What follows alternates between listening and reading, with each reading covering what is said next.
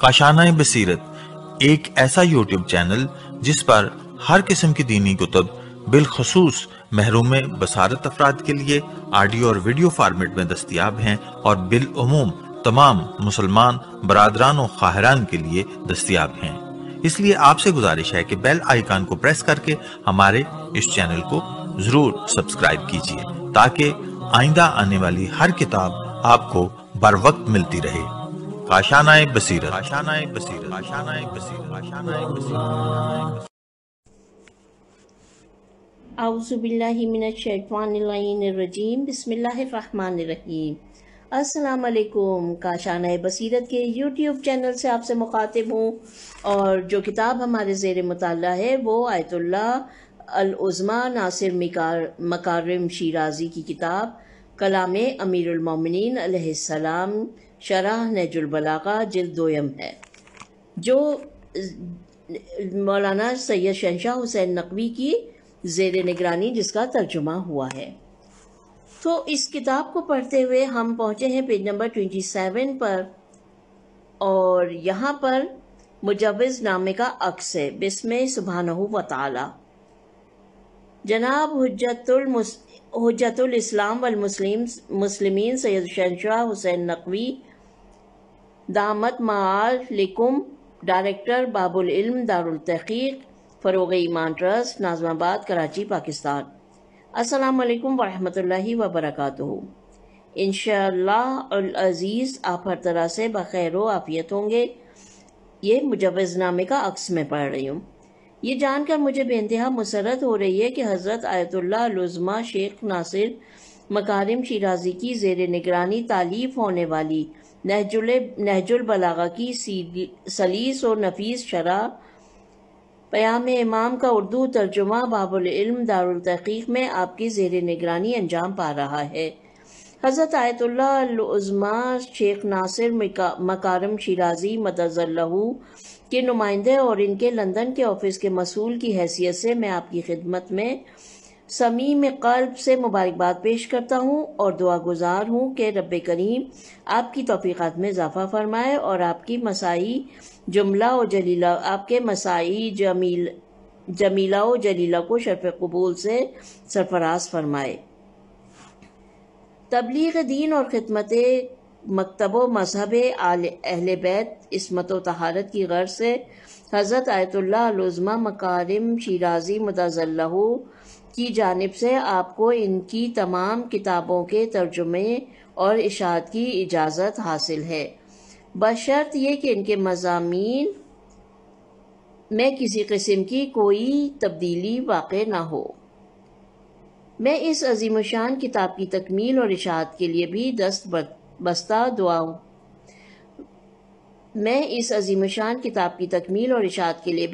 बदुआ हूँ। रब्बे अकबर सुब्हानहू व तआला आपके दस्तो बाजू को क़ुव्वत अता फरमाए और इस जैसे कारनामों के लिए ज़्यादा से ज़्यादा इम्कानात फराहम फरमाए। आमीन बहक़ मोहम्मद अलैहि ताहिरीन। सैयद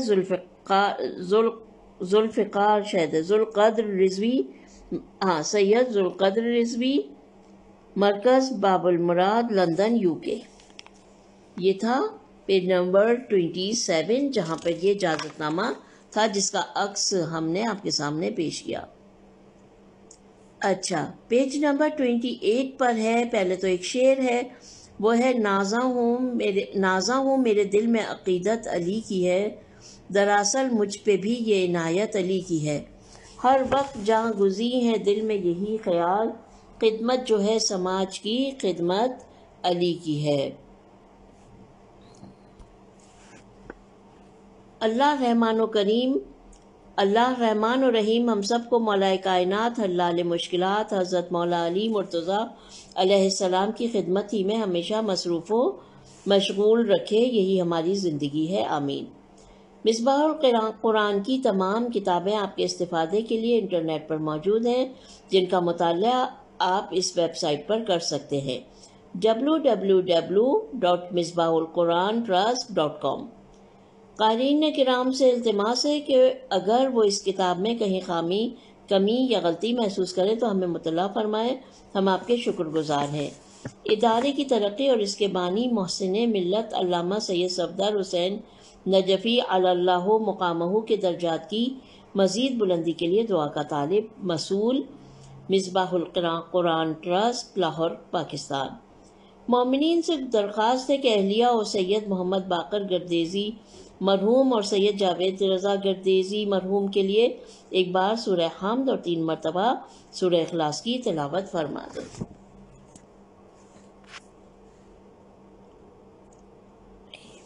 اب آ جاتے ہیں ہم پیج نمبر 29 پر۔ بسم اللہ الرحمن الرحیم۔ عرض ناشر، مصباح القرآن ٹرسٹ محسن ملت علامہ سید صفدر حسین نجفی علی اللہ مقامہ کے ان صدقات جاریہ میں سے ہے جن سے لوگ تا قیامت استفادہ کرتے رہیں گے اور موصوف کے درجات عالیہ میں اضافہ ہوتا رہے گا۔ مصباح القرآن ٹرسٹ نے تراجم اور تفاسیر قرآن سے کام شروع کیا اور پھر ہر وہ کتاب جس کی ملت کو ضرورت تھی شائع کی، اور انشاءاللہ العزیز شائع کی جاتی رہے گی۔ قرآن و اہل بیت علیہم السلام کی تعلیمات کو عام کرنا اور انہیں گھر گھر پہنچانا ہمارے ادارے مصباح القرآن ٹرسٹ لاہور کا پہلے روز سے ہدف رہا ہے۔ اس سلسلے میں دسیوں علمی کام جو علماء کرام کی تالیف و تصنیف اور ترجمے کی صورت میں منظر اور مشہود ہیں، ان میں حضرت آیت اللہ العظمیٰ ناصر مکارم شیرازی دامِ ظلہ کی تالیف شدہ تفسیر نمونہ، تفسیر پیام قرآن سر فہرست ہے۔ ادارہ حاضہ نے چاہا کہ حضرت آیت اللہ العظمیٰ ناصر مکارم شیرازی دامِ ظلہ کی شرح نہج البلاغہ پیام امیر المومنین علیہ السلام کا ترجمہ پیش کیا جائے، اگرچہ خود حضرت آیت اللہ ناصر مکارم شیرازی دامِ ظلہ نے مجھے اجازت دی تھی۔ یہاں ممنون احسان ہے حجت الاسلام والمسلمین الحاج السید ذوالقدر رضوی دامِ عزہ، وکیل اور نمائندہ آقائے مکارم شیرازی برائے لندن، ان کے جن سے تحریری اجازت حاصل کر کے ترجمہ کیا گیا ہے۔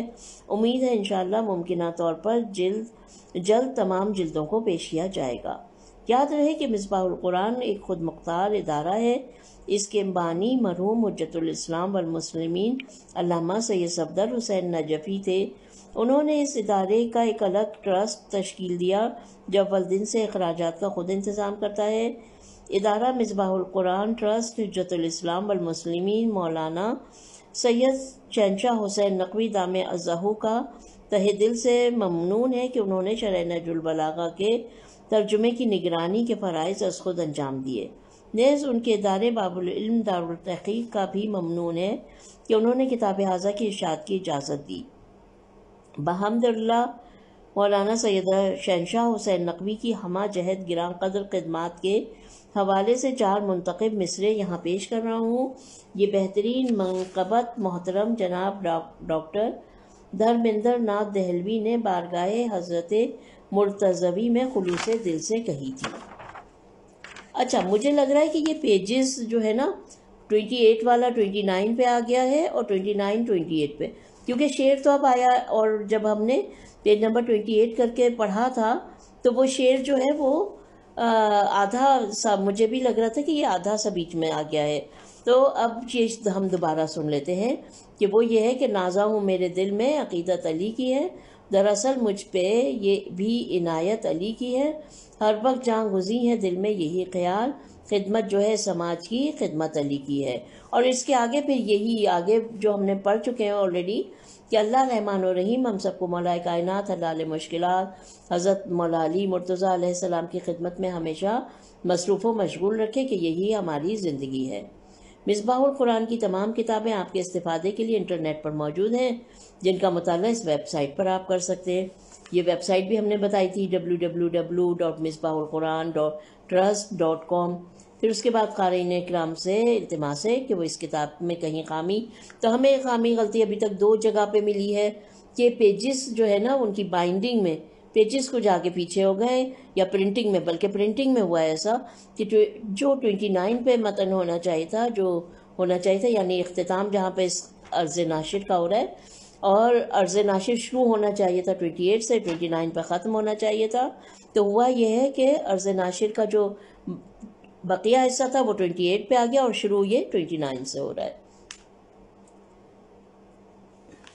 قارئین اکرام سے التماس ہے کہ وہ اس کتاب میں کہیں خامی، کمی یا غلطی محسوس کریں تو ہمیں مطلع فرمائیں. ہم آپ کے شکر گزار ہیں ادارے کی ترقی اور اس کے بانی محسن ملت علامہ سید صفدر حسین نجفی علی اللہ مقامہ کے درجات کی مزید بلندی کے لیے. دعا کا طالب مسئول مصباح القرآن، لاہور، پاکستان. پھر اس کے بعد مومنین سے درخواست ہے، اور یقیناً ہم سب لوگ یہ فاتحہ ضرور پڑھیں گے، تلاوت کریں گے جب یہ ریڈنگ کمپلیٹ ہو جاتی ہے. تو مومنین سے درخواست ہے کہ اہلیہ و سید محمد باقر گردیزی مرحوم اور سید جاوید رضا گردیزی مرحوم کے لیے ایک بار سورہ حمد اور 3 مرتبہ سورہ اخلاص کی تلاوت فرما دیں. اب ہم آگے ہیں پیج نمبر 30 پر، جہاں پر خطاطی کی ہوئی ہے اور لکھا ہوا ہے بسم اللہ الرحمن الرحیم. Page number 31. یہاں پر خطبہ نمبر 21 شروع ہو جاتا ہے.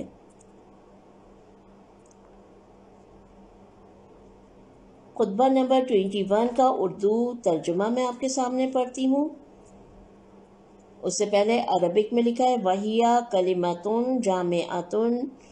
جَامِعَةٌ لِلْعِظَّةِ وَالْحِکمَةِ. یہ ایک ایسا کلمہ ہے جو تمام موعظہ و حکمت کو اپنے اندر سمیٹے ہوئے ہے. بریکٹ میں لکھا ہے میدان حشر و قیامت، بہشت و جہنم. پھر اس کے بعد ہے فَإِنَّ الْغَایَةَ أَمَامَكُمْ وَإِنَّ وَرَاءَكُمُ السَّاعَةَ تَقْدُوكُمْ تَخَفَّفُ تُلْحَقُ فَإِنَّمَا يَنْظُرُ بِأَوْلِكُمْ آخِرُكُمْ. یہاں پہ کوئی بھی کوتاہی، کوئی زیر زبر کی غلطی یا کوئی بھی ہوئی ہوگی تو پروردگار عالم کی بارگاہ میں ندامت کے ساتھ استغفار کی طلبگار ہوں اور آپ لوگ اس سے درگزر فرمائیے گا. تمام، اب میں ترجمہ پڑھ رہی ہوں، تمام انجام میدان حشر، بہشت و دوزخ تمہارے سامنے ہے. موت کی ساتھ تمہارے تعاقب میں ہے. ہلکے پھلکے رہو تاکہ آگے بڑھنے والوں کو پا سکو. تمہارے اگلوں کو پچھلوں کا انتظار کرایا جا رہا ہے. تم سب ایک ہی وقت میں محشور ہو جاؤ گے. اب آگے یہاں پہ عربی میں عبارت ہے جس کا ترجمہ میں آپ کے لیے پڑھ رہی ہوں. سید رضی فرماتے ہیں کہ اس کلام کا خدا اور رسول کے کلام کے بعد جس کلام سے موازنہ کیا جائے تو حسن و خوبی میں اس کا پلہ بھاری رہے گا اور ہر حیثیت سے بلند رہے گا. اور آپ کا یہ ارشاد تخففوا تلحقوا، اس سے بڑھ کر تو کوئی جملہ سننے میں ہی نہیں آیا جس کے الفاظ کم ہوں اور معنی بہت زیادہ ہوں.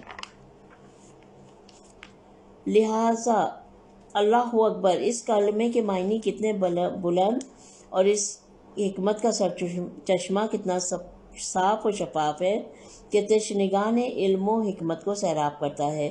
ہم نے اپنی کتاب خصائص میں اس فقرے کی عظمت اور اس کے معنی کی بلندی پر روشنی ڈالی ہے. Page number 32. شرح و تفسیر. ہلکے پھلکے ہو جاؤ تاکہ منزل تک پہنچ جاؤ. نہج البلاغہ کے 167ویں خطبے کا یہ جملہ کچھ فرق کے ساتھ اس خطبے کے ضمن میں بیان ہوا ہے.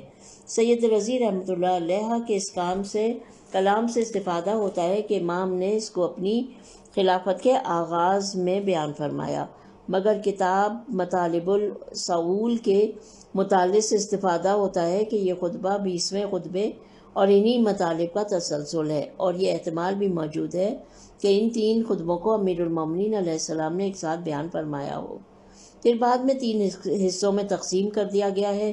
بہرحال خطبے کا یہ حصہ چند جملوں سے زیادہ نہیں ہے. سید رضی رحمۃ اللہ علیہ کی گفتگو میں یہ خدا اور رسول کے کلام کے علاوہ ہر کلام سے کس قدر گہرا، پرمعنی اور شفاف ہے اور سب پر سبقت لے جائے گا. سچی بات بھی یہی ہے. یہ کیسی فصاحت و بلاغت ہے کہ چھوٹے چھوٹے جملوں میں اس قدر بلند حقائق بیان ہوتے ہیں. حضرت امیر المومنین علیہ السلام لوگوں کو پہلے ہی خطبے میں قیامت کے مسئلے کی طرف اور عدالت الہیہ کے کٹہرے کی طرف اور اس طریقے سے ان کو اپنی خلافت کے دوران پیش آنے والے حالات میں بڑی ذمہ داریوں کی طرف متوجہ فرماتے ہیں اور ہر قسم کی منافقت سے دوری اور تخریب کاری اور اختلافات سے بچانے کی کوشش کرتے ہیں، اور فرماتے ہیں یقیناً منزل قیامت، یعنی بریکٹ میں لکھا ہوا ہے قیامت کے برپا ہونے بہشت اور دوزخ تمہارے سامنے ہے اور موت کی گھڑی تمہارے پیچھے ہے، وہ تمہیں لے کر ساتھ چل رہی ہے۔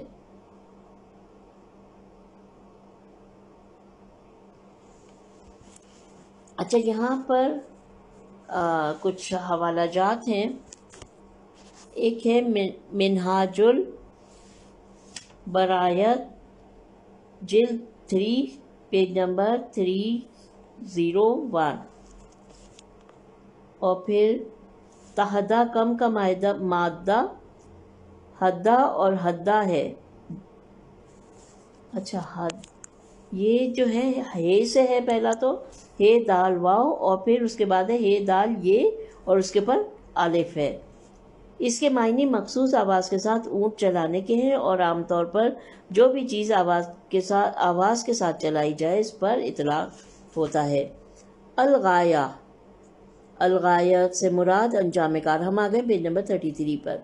الغایہ سے مراد انجام کار قیامت کے برپا ہونے اور بہشت و جہنم ہے۔ یہ جملہ اس لیے ہے کہ اس دنیا کی زندگی ہمیشہ رہنے والی ہے، دوسری دنیا کی زندگی کے لیے دیباچہ ہے، اور جو یہ فرمایا ہے وہ تمہارے سامنے ہے سے مقصود یہ ہے کہ قیامت کے برپا ہونے میں شک و تردد نہیں ہے۔ الساعہ کی تعبیر کے بارے میں نہج البلاغہ کے بعض شارحین نے کہا ہے کہ اس سے مراد قیامت صغری یعنی موت ہے۔ یہ جو امام علیہ السلام نے کہا کہ قیامت تمہارے پیچھے ہے، اس کی وجہ یہ ہے کہ موت کے اسباب انسان کے تعاقب میں ہوئے۔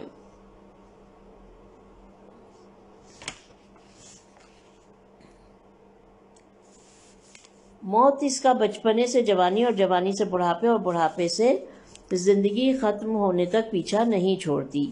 بعض نے کہا الساعہ سے مراد شب و روز کے اوقات ہیں، جیسے اس کی ذمہ داریاں یکے کے بعد دیگرے قطار میں کھڑی ہیں اور زندگی کے اختتام تک انسان انہی ذمہ داریوں کو نبھانے میں مصروف رہے گا۔ ان دو تفاسیر میں کوئی خاص فرق نہیں، دونوں کا محاصل اور نتیجہ ایک ہی ہے۔ کلمہ تحدوکم جو کہ حدد کے مادے سے ہے، اونٹ کی مخصوص آواز کے ساتھ چلانے کے معنی میں آتا ہے، جیسا کہ ہم نے پیچھے بھی پڑھا نا کہ پیج نمبر 32 پہ کہ تحدہ کم کا مادہ ہے یا کم کا مادہ ہے، حدد اور حدا ہے۔ تو اب یہاں پر دوبارہ اس کو واضح کیا گیا کہ اونٹ کی مخصوص آواز کے ساتھ چلانے کے لیے معنی میں آتا ہے۔ اس سے یہ نقطہ بھی سمجھ میں آتا ہے کہ شب و روز اور ماہ و سال کی گردش اگرچہ انسان کو زندگی کے خاتمے کے نزدیک کر دیتی ہے، مگر دنیا کے زر برق، سامان، پیسے، روپے اور اس کی سرگرمیاں انسان کو اصل ہدف سے غافل کر دیتی ہیں۔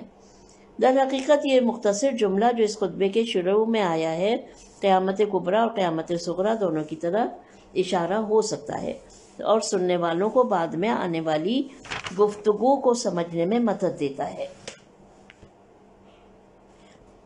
حضرت امام علی علیہ السلام پھر اس مختصر جملے کو ارشاد فرماتے ہیں جو انتہائی صاف اور شفاف معنی بیان کرتا ہے۔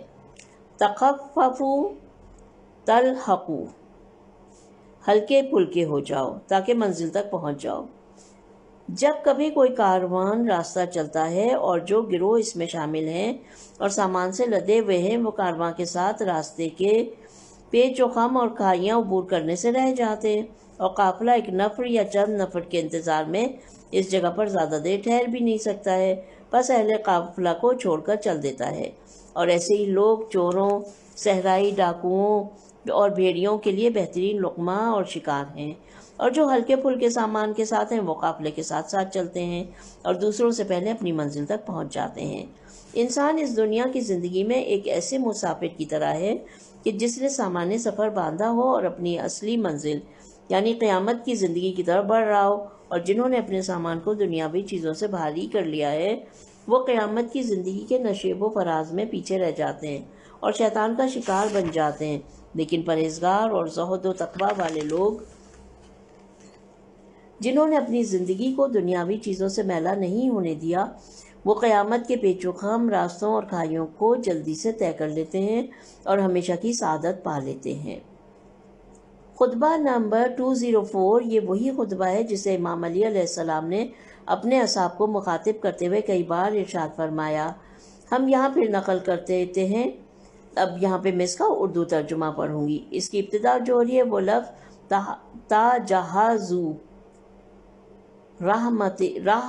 راہیمکم اللہ یہاں سے ہو رہی ہے، اور اختتام ہو رہا ہے مخوفتن مہولہ، خدا تم لوگوں پر رحم کرے، ایک انتہائی سخت اور مشکل پیش قدمی کے لیے تمہارے درمیان اعلان کیا جا چکا ہے۔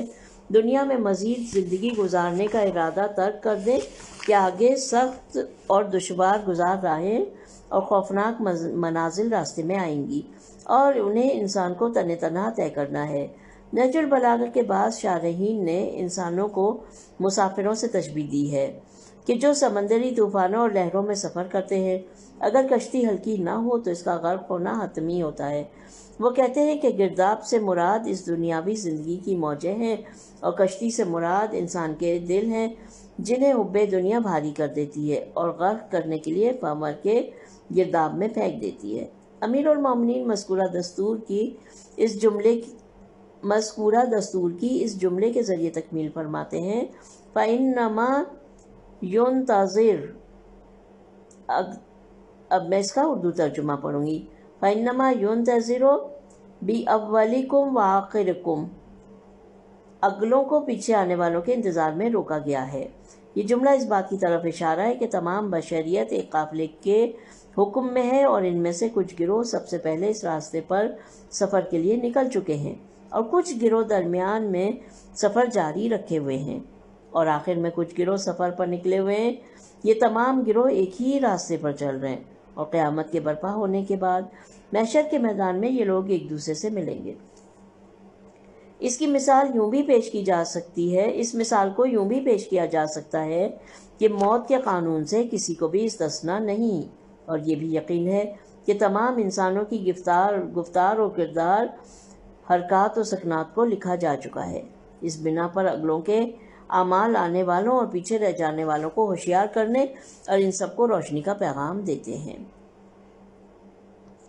پیج نمبر 35 نقطہ بھاری بوجھ والوں کی حالت ذات۔ انسانی گروہ کی بدبختی اور شکست کے اہم ترین عوامل میں وہی چیزیں ہیں جن کی طرف مختلف جملوں میں اشارہ ہوا، یعنی انسان اپنی دنیاوی سادہ زندگی کو ایسے کاموں سے جن کی ہرگز کوئی ضرورت نہیں تھی ان کے ذریعے آخرت کے سامان کو بھاری کر دے۔ فرض کریں ایک مسافر ایک دن کے سفر کے لیے اپنے ساتھ کچھ روٹیاں، کچھ مقدار نمکو پھل اپنے حساب سے لیتا ہے اور ایک رومال میں باندھ کر سفر کے سامان میں رکھ دیتا ہے۔ اس کے برعکس ایک اور مسافر کو فرض کریں جو اپنے ساتھ سالن، کھانے پینے کی کئی تھیلیاں اور مٹھائیوں کے کئی ڈبے اور میوہ جات کی ٹوکریاں اسی ایک دن کے سفر کے لیے لے کر چلتا ہے۔ یہاں دیکھنا یہ ہے کہ پہلا مسافر آرام و راحت سے سفر کی منزلیں طے کرتا ہے یا دوسرا۔ یہاں ہم یقین سے کہہ سکتے ہیں کہ پہلا مسافر آرام و راحت کے علاوہ عزت و وقار اور ہلکا پھلکا ہو کر بغیر کسی تھکن کہ منزل مقصود کی طرف تیزی کے ساتھ بڑھ رہا ہے، اور دوسرا مسافر ہر لمحے سامان کو سنبھالتے، ہانپتے کانپتے، جھکتے اٹھتے، پسینے میں شرابور، ذلت و خواری، تھکن سے چور ہو کر اپنی منزل کی طرف بڑھتا ہے۔ یہ احوال ان لوگوں کا ہے جو مال دنیا کی فراوانی اور اس کی چمک دمک میں مگن رہتے ہیں اور رات دن انسان مال کے حساب کتاب اور اس کی حفاظت کی فکر میں دنیا و مافیا سے بے نیاز ہو کر غرق رہتا ہے، جس کی وجہ سے نہ اسے خدا یاد آتا ہے اور نہ قیامت کی فکر رہتی ہے، بلکہ اس کے ساتھ دنیا کا آرام و راحت بھی اس سے چھن جاتا ہے۔ یہاں پر نہج البلاغہ کے بعد شارحین نے حضرت سلمان فارسی رضی اللہ عنہ کا ایک قصہ نقل کیا ہے جو مذکورہ گفتگو کے لیے بہترین دلیل ہے۔ وہ قصہ کچھ اس طرح ہے، جب حضرت سلمان فارسی مدائن کے گورنر کی حیثیت سے منتخب ہوئے تو سواری کے لیے جو جانور آپ کے پاس تھا اس پر آپ سوار ہوئے اور اکیلے سفر شروع کیا اور مدائن کے شہروں میں آپ کی آمد کی خبر پھیل گئی۔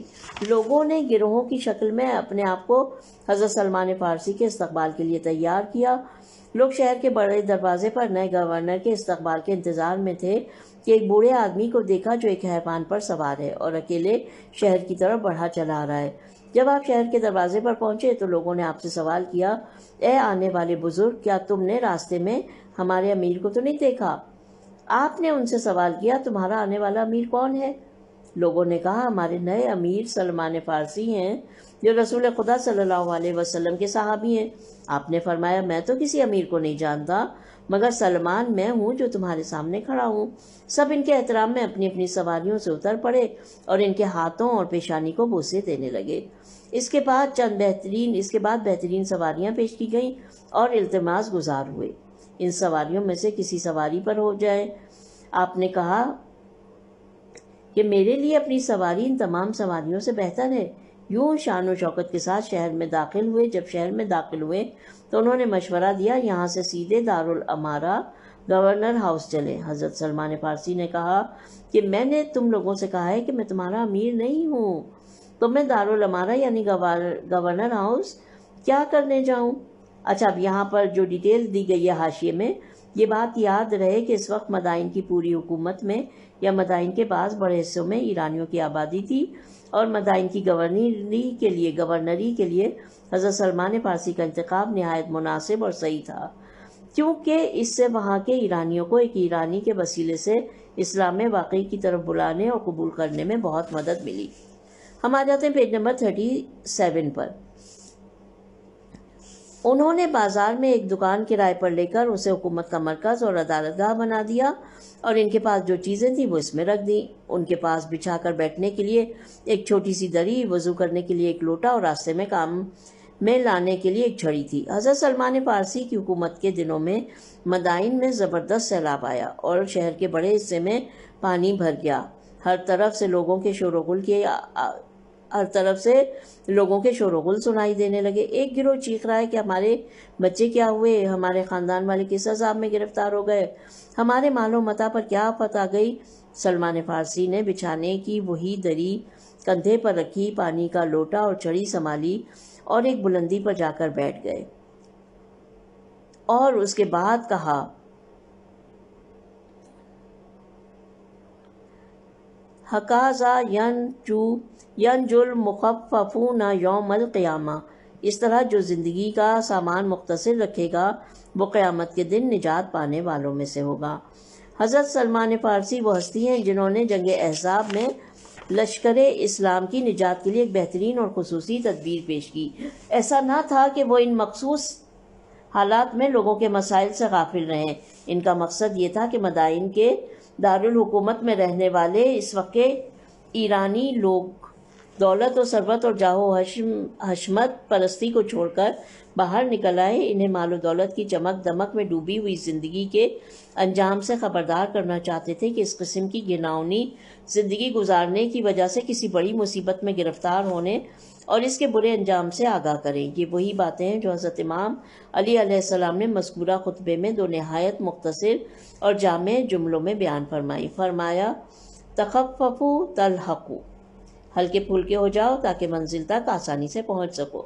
یہاں سے ہم کلام سید رضی رحمۃ اللہ علیہ کی طرف چلتے ہیں جو انہوں نے اس خطبے کے بعد ذکر کیا ہے۔ فرماتے ہیں، امام کی یہ گفتگو خدا اور رسول کے کلام کے بعد سب سے بہتر اور برتر گفتگو میں شمار ہوتی ہے اور اس سے رہنمائی ملتی ہے، خصوصاً جملہ تخففوا تلحقوا ایسا کلام ہے کہ اس سے مختصر اور معنی اور مفاہیم سے پر جملہ نہ سنا گیا اور نہ دیکھا گیا ہے۔ کیا گہرا اور عمیق جملہ ہے اور کیا معنی اور مفاہیم سے پر اور حکمت آمیز جملہ ہے۔ اس کلام سے حکمت والوں کی تشنہ روحوں کو سیراب کیا جا سکتا ہے۔ اس کلام کی اہمیت اور عظمت کے بارے میں کتاب خصائص میں بھی بحث کی گئی۔ خداوند عالم کا شکر ہے، اس کی دی گئی توفیق سے ہم نے خطبہ نمبر 1 کی تشریح کی ریڈنگ مکمل کر لی ہے الحمدللہ۔ یعنی خطبہ نمبر 1 اس کتاب کے حوالے سے جلد دویم میں، یعنی خطبہ نمبر 21 جو ہے، اور اس کتاب میں وہ پہلا خطبہ تھا۔ تو الحمدللہ کہ ہم نے اس خطبے کو مکمل طور پر اس کی تشریح جو کی گئی، ترجمہ اور تشریح، وہ ہم نے پڑھ لی ہے۔ خداوند عالم سے دعا ہے کہ وہ ہمیں توفیق دے، ہماری اس کوشش کو قبول کرے، اور ہمیں یہ توفیق دے کہ ہم اور بھی جو کتاب میں آگے جتنا کچھ پڑھیں گے وہ بہتر انداز میں پڑھ اور سمجھ سکیں اور اپنی زندگیوں میں اس کو شامل کر سکیں۔ ربنا تقبل منا انک انت السمیع العلیم۔ اپنا بہت خیال رکھیے گا، ملتے ہیں جلد ہی خطبہ نمبر 22 کے ساتھ۔ خدا حافظ۔